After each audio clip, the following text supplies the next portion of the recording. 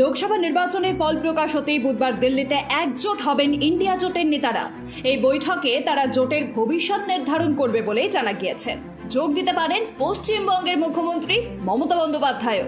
শেষ দফার ভোট গ্রহণের দিন অর্থাৎ 1 জুন দিল্লিতে বৈঠকে বসেছিলেন ইন্ডিয়া জোটের নেতারা। যদিও সেই বৈঠকে যোগ দেননি মমতা বন্দ্যোপাধ্যায় বা তৃণমূলের অন্য কোনো প্রতিনিধি। অবশ্য বৈঠকে যেতে পারবেন না বলে আগেই জানিয়েছিলেন তিনি। তবে 5 জুন বৈঠক হলে যোগ দিতে পারবেন বলে জানিয়েছিলেন। সেই মতো বুধবার বসছে বৈঠক। মূলত জোটের ভবিষ্যৎ পরিকল্পনা ঠিক করতেই বৈঠকের আয়োজন করা হচ্ছে।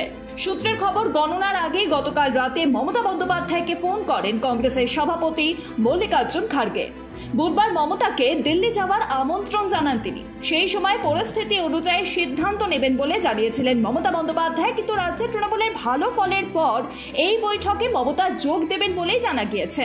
কংগ্রেস সূত্রে জানানো হয়েছিল, যদি প্রত্যাশা অনুযায়ী ইন্ডিয়া জোট আসন পায় তাহলেই পরবর্তী পদক্ষেপ নিয়ে আলোচনা করা হবে।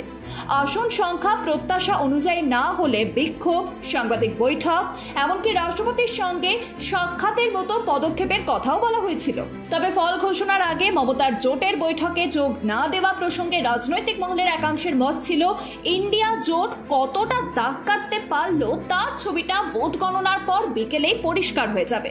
ফলে সেই মতো সিদ্ধান্ত নিতে পারবেন নেতৃত্বরা। আসলে জোট নিয়ে একেবারে আত্মবিশ্বাসী নন মমতা বন্দ্যোপাধ্যায়, তাই জল মেপে বৈঠকে যাওয়ার সিদ্ধান্ত নিয়েছিলেন তিনি। তবে এই জোটের ভবিষ্যৎ কি হবে তা অবশ্য সময় বলবে। Bureau report, Pritam Bangla.